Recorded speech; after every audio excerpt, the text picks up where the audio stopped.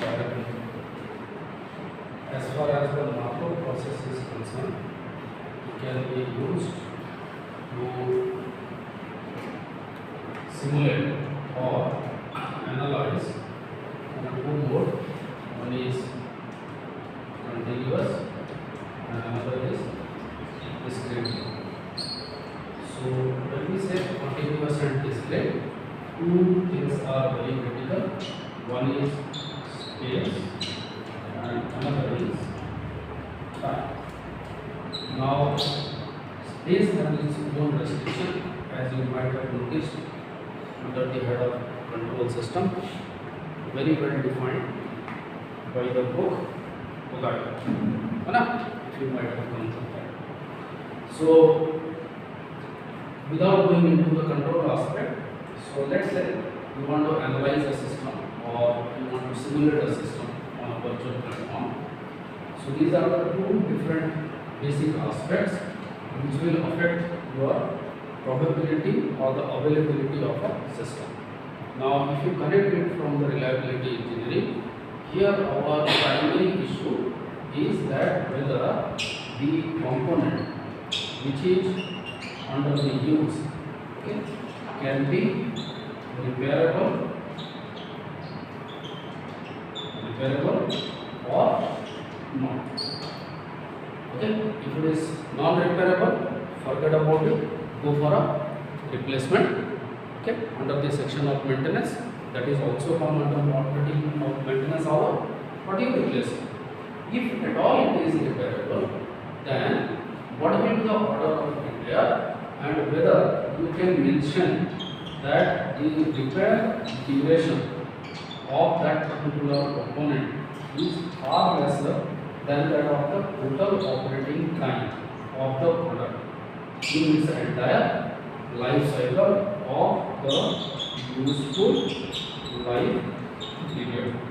Now whether we will be able to maintain or satisfy this requirement or not, based on that it comes that whether we will be able to adopt a Markov simulation or Markov analysis, Markov process, whatever you want. So therefore, as far as the space is concerned, because we will not advise to go on a continuous mode, because it will generate the infinite number, probability of infinite number of samples, and for that we will be required extremely high-end computational skill. Probably for to conduct each such kind of analysis, you might have to use a very high power mainframe computers, or sometimes you can say that the supercomputers, okay, which is commercially not viable. Okay. Most of the time you do it only for a scientific application, or let's say as a corporate you are such a big brand that you will be able to afford it. So like most of your social service companies you see, what they do, they own their own supercomputers, right? So that is belongingness that you have a client size that big that you will be able to afford it. Otherwise, in a general commercial scenario, it is not advisable at all. So therefore, as far as the space is concerned, we are restricting it to what? To discrete mode only. Okay? Now, as far as the time is concerned, here you have two options. You can continuous mode or you can adopt a discrete. In a general, you will go for discrete because with the finite number of sample size, you will be able to conduct it. Shall we not go for continuous mode? Will. Okay? If you want to go for a very high precision analysis where the sample size is that big that you will treat that n is as good as infinite. N is not infinite, but the sample size is very large. Okay? So if the sample size is very large, so when I say sample size, so remember you are acquiring those samples with respect to time, right? That means you are able to manage the sampling time is very small. Done? Let's say your application says that you will be able to fruitfully analyze the maintenance requirement and its different parameters, those are varying with time. If the sample size minimum requirement is, let's say, 1 millisecond.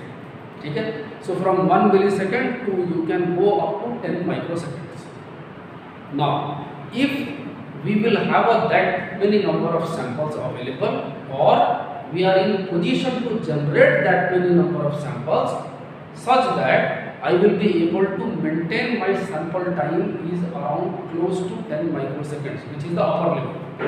Okay? So then I can say that I will go for a continuous mode. Remember, it is not continuous because if there is some sample time, so it is not at all continuous, right? It's itself a discrete, but you can treat as good as continuous. Getting my point? Because it doesn't matter whether you take continuous or not. Ultimately, who is going to compute it? Your processor, right? So unless your processor is that powerful that you can treat it as a continuous, or I would say analog computer, it is senseless to say that you are conducting a continuous simulation. It is itself a digital. Understand my point? If your computer is digital, then it's a matter of fact that whether your computational power is very high or moderate. If it is moderate, say digital process, or I would say discrete process, right? Technically, digital and discrete are same. Same or not? Same or not? Discrete and digital. What's the difference?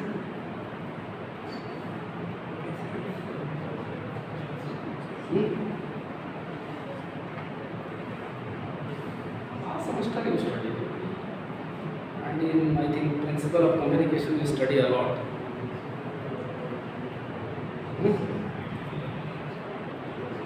What why? Same? How same? Digital is discrete in nature and it's periodic. And discrete is digital in nature.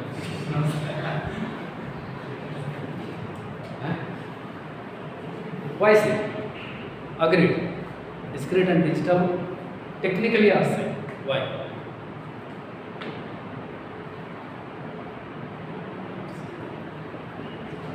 Not our goals.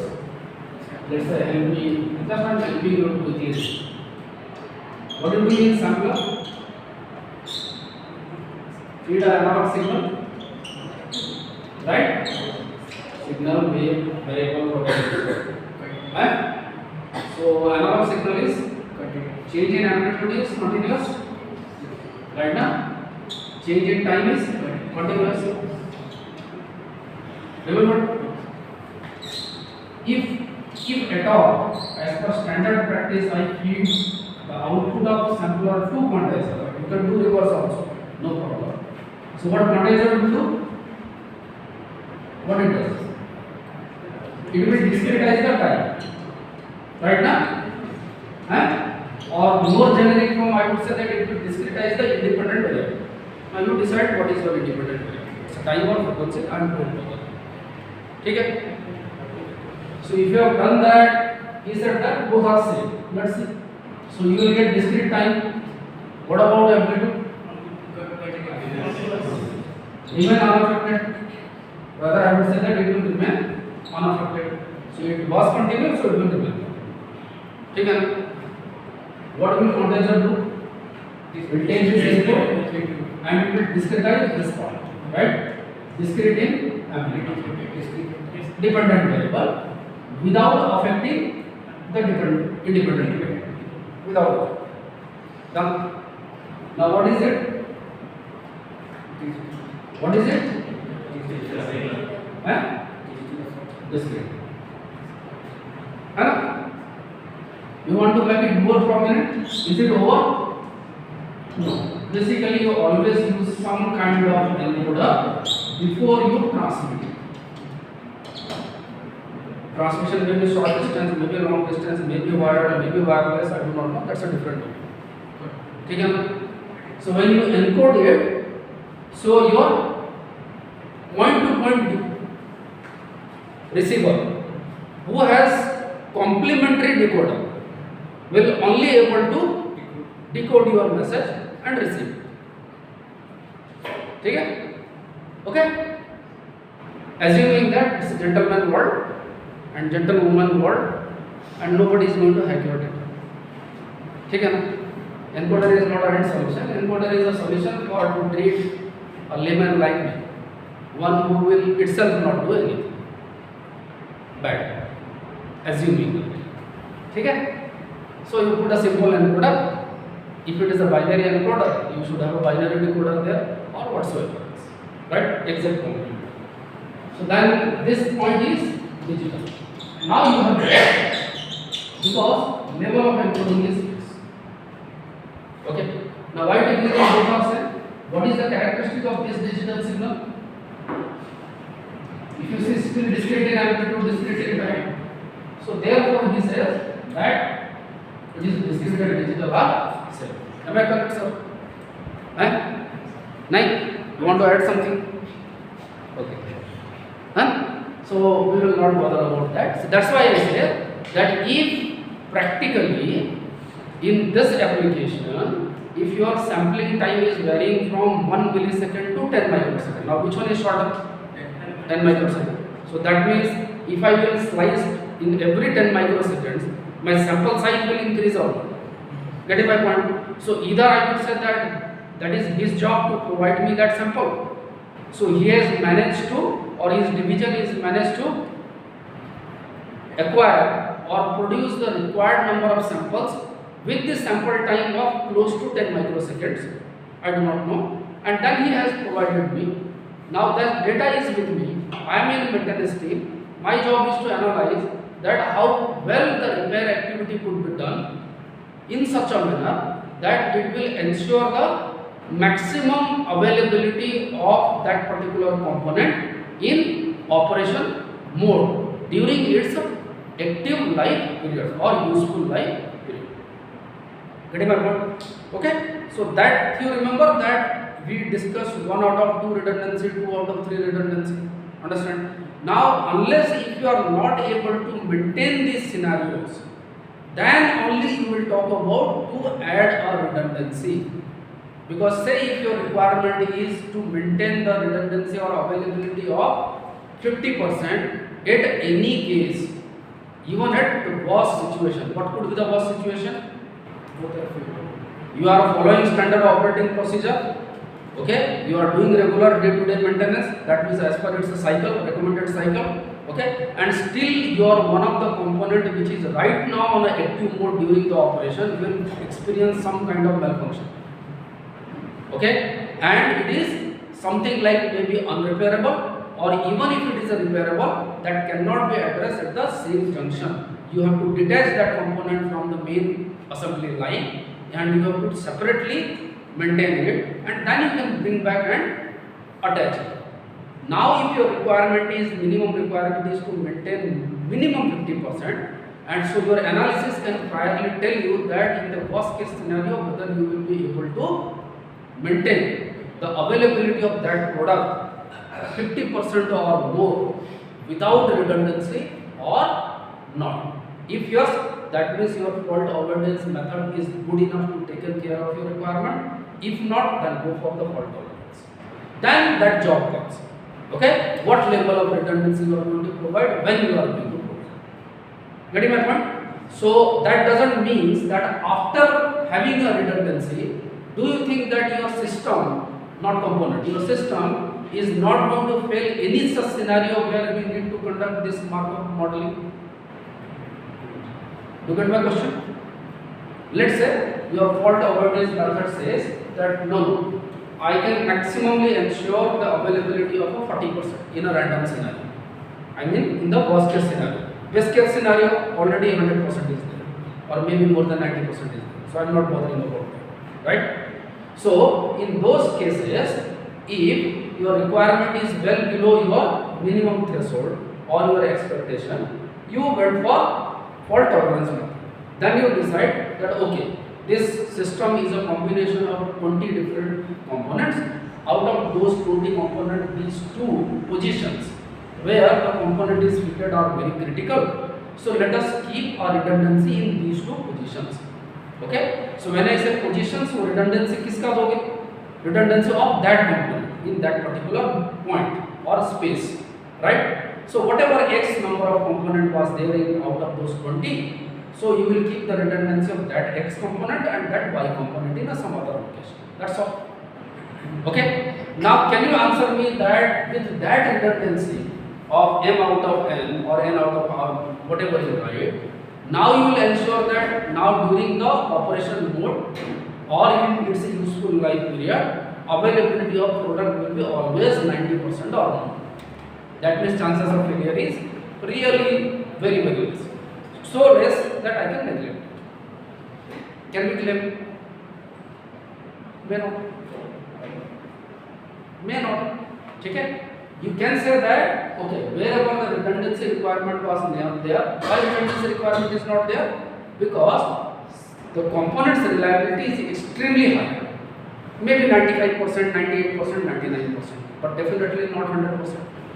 Okay? What if that 1% demerit, okay, is experienced by one of the component during the operation mode? Still your service will interrupt.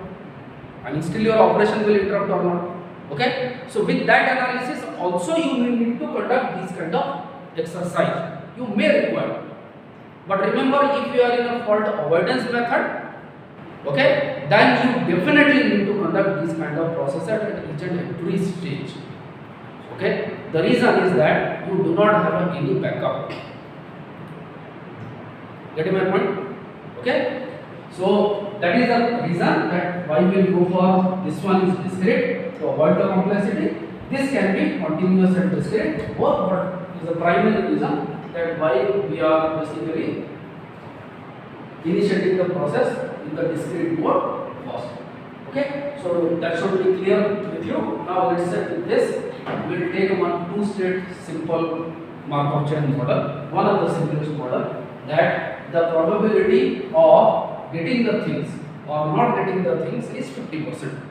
Okay, so I would say that with respect to reference 0, I have a two-state, either I will have a positive reference or I will have a negative reference. Okay, please do not treat this as the magnitude. It again representing the two different states. Okay, so either it is occurring as per your expectation, or the worst case scenario that the response of the component or behavior of the component is exactly opposite or to your expectation. So if it is exactly opposite, then you will consider it -1. Now if these are two states, so if there are two states, how many probabilities it will offer you? 2 raised to n. N is the number of state, so that means 4. Okay. Now what can give 4 probabilities here? Number 1, that you will, this particular point will experience a aloof condition. Aloof condition means it is itself there. Understand? There is a no change in state.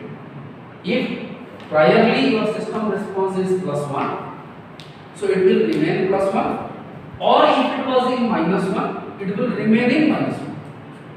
Understand? Second option is that either it is going to experience a toggling condition. Maybe earlier it was in +1, that means as per your expectation it behaves at time t is equal to 0. Now at time t is equal to 1, it will switch from +1 to -1. That means now it is not going to meet your expectation in next sample time. Understand? Your sample time is some n seconds. I do not know, 1 millisecond, 10 microsecond, whatever it is. But it is shifted now. Getting my point? Okay. If it has not achieved, then there is an equal probability that at time t is equal to 2, again it may not reach to your expectation. That means again a toggling will happen, because you are from now -1, so it will switch from -1 to +1. Getting my point? Now you try any probability combinations, it will have only 4 probabilities to experience the state. Either it is remain there, if it fulfill your expectation at time t is equal to 0, so at time t is equal to 1, again it will fulfill your expectation. That means your prediction is correct. Getting my point? Okay? That whether the component will remain in okay condition or it will going to experience some malfunction, you are trying to predict. Understand? So your prediction is remain correct. If it states that in the prior sample it is not available, so it is still not available. If that is also you are predicting, that is also correct. So it was in -1, it will remain in -1. Second thing, you are going to experience a toggling condition. ठीक है, it was not in available condition but now it is available or the vice versa. Get my point? So these are the four states how you are going to define. If you will continue this expansion, what will happen? What will happen? Let's say that is state 1. So that's why, and it is remaining 1. Understand? So that's why we mention here it is P1 now. Clear? It was in 2. It is remain in 2. So we say that it is P2. Okay? We subtract 2. So that is the state or the probability. It is switching from 2 to 1. ठीक है? Or it is switching from 1 to 2. Clear? So unlike the book of Valkenburg, remember that here it is following the method of from inner to outer. ठीक है? Method function you remember? भूल गए होंगे, fine. Okay? So it is moving from state inner state to outer state. Okay? Source destination. Treat it like this. Source destination. Okay? So 2 to 1, 1 to 2 as per this presentation nomenclature. If you want to define it reverse way, please just mention that my assumption is this. So that will be the state. If you will continue this fashion, what will happen? You will get this variant. Isn't it? Yes or no? Check. That is plus 1 minus 1. We had 4 probabilities. Let's say this is time t is equal to 1. What was the probability? If it is in 1, it will remain in 1. It is in minus 1, remain in minus 1. So it was P2 to P11. It is in 1, toggling the position. Okay, now this time my analysis or prediction is wrong. So if it is wrong, so it is referring to minus 1. So it is P12, changing its state from 1 to 2. Or it is going to change its state from 2 to 1. So that is P21. That is over. Okay. If it will continue this fashion, what will happen? You will get 8 different probabilities. Okay. Again 1 out of 2 for each option. So it was 4 into 2. You will get 8. Next time, again it will increase. Next time, again it will increase. Okay. Now let's say if you follow this particular part, for example,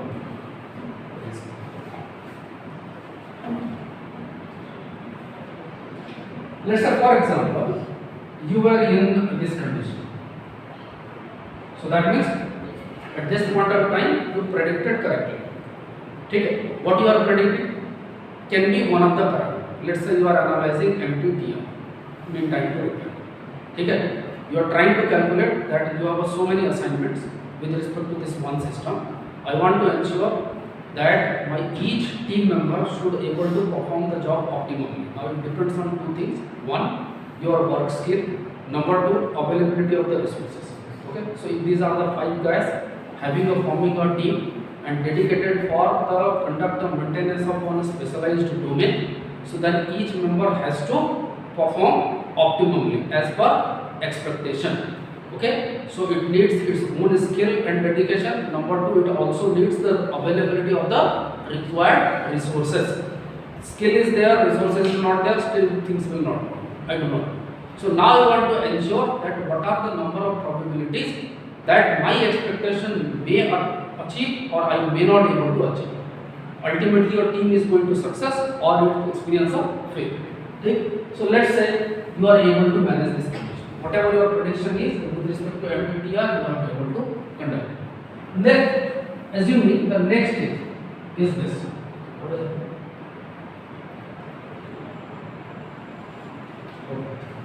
Okay, that is there. Clear? That is you are not able to meet that particular target. Next stage is you reach to this point. Okay? Okay.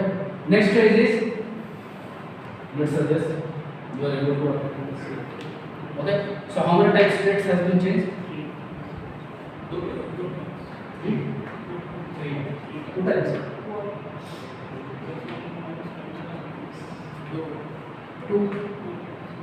2 times toggling happened. Okay. One is +1 to -1, another is -1 to +1. Now let me take another case. You are in a reverse scenario. Okay. Your first sample prediction was wrong. Okay. Now you reach to this point. Next was correct. Done. Then you reach to this point. Next was incorrect. Right? Then you reach to this point. Next is again incorrect. How many times toggling is happening? Right? 2 times. Both are same. So what do you think that whether this pattern, okay, and in this previous pattern, this one, both has a 4 time samples only. Change in state is true. Exactly same. Now what do you think that the system reliability in this case and the system reliability in this case will be same or different? Or if you are doing a failure analysis, say write it fault analysis. Above one will be higher. Bottom one will be lower. Why? Because prediction is more in case of Change in state is same, but in one case your sample site is close to your reference. Okay, not exactly comparable, but say you assume that you have a one closed loop control cycle. Okay, so you always take a set point now, reference, right? And you take your feedback, compares both, it generates an error. Right? Let's say your reference is 1, your sample feedback is 0.98. So that means difference in error is 0.0. So it is well within your 5% tolerance range. Can your controller can take their decision with respect to that sample input? Yes. Then after based on its decision, it can ask the plant to do its necessary job. Right? Consider the second case. You are in 5% tolerance range, but now your sample reference is 1, but you are getting your feedback is 0.8. Very poorly judged. So tolerance difference is 20%. Okay, what do you think? Your controller will ask your plant to do the necessary job? No. It will bypass the plant, try to collect next sample. Again it will calculate. If it is well within 5% tolerance range, okay. If not, it will keep on repeating this task unless it is not able to reach 5%, well within 5% tolerance input.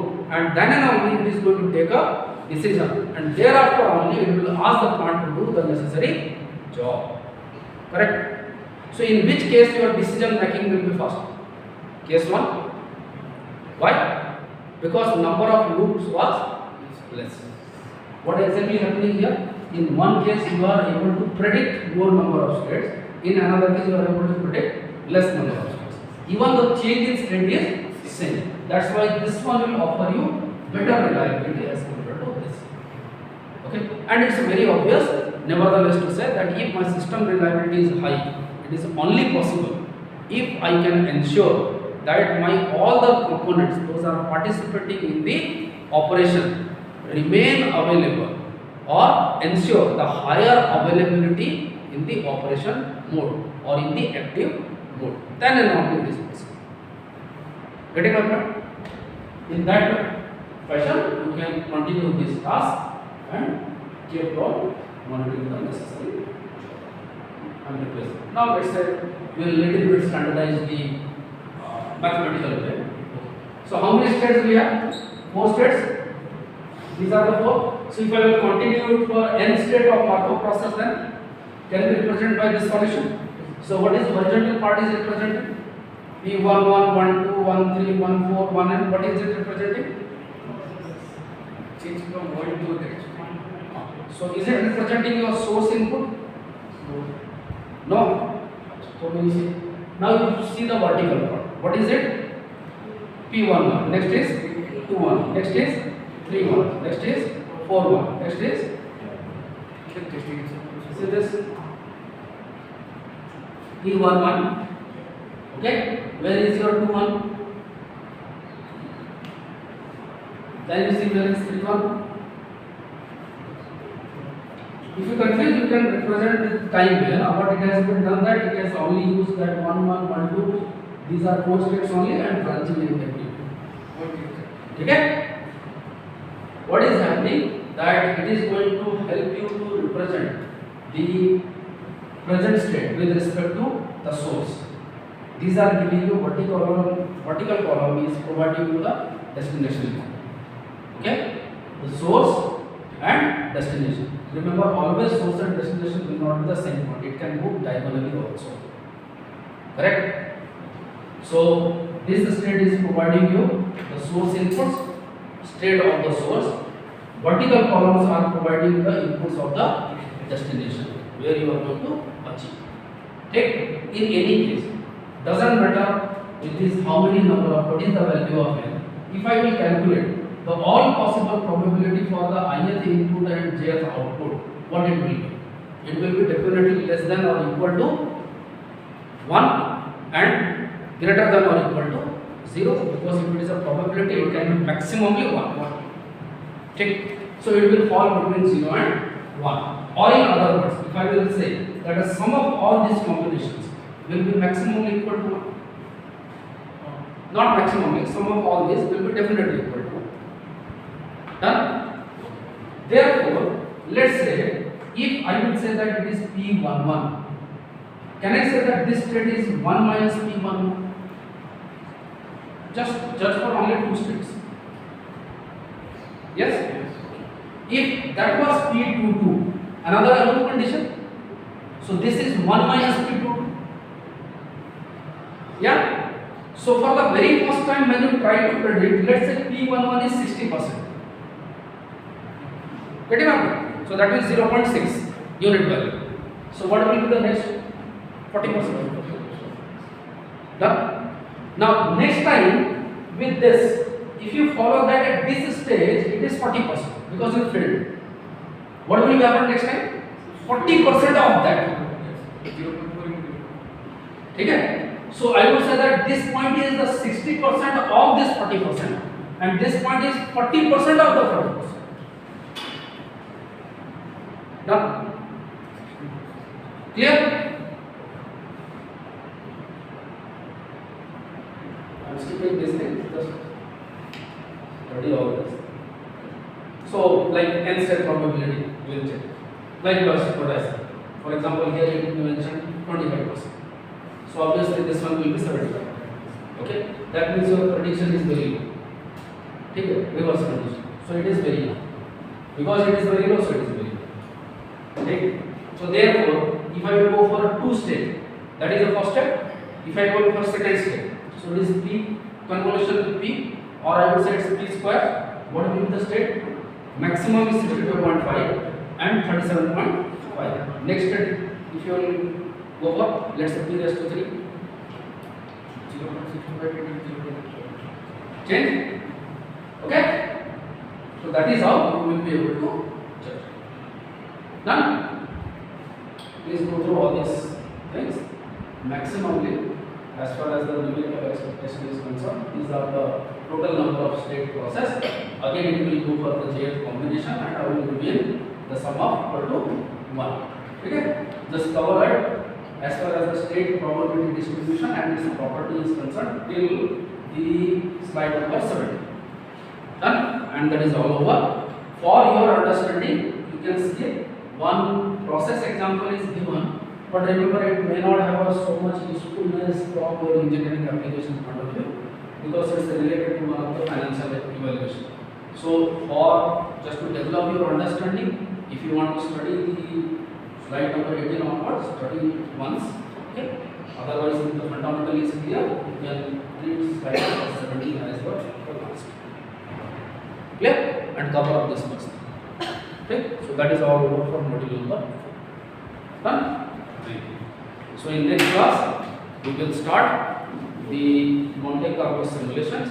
Some couple of classes I will take. Okay? How you can use Monte Carlo simulation to conduct this state process analysis and the continuous state process analysis, probably with one example each, and then we are going to do it. Clear? Any confusion?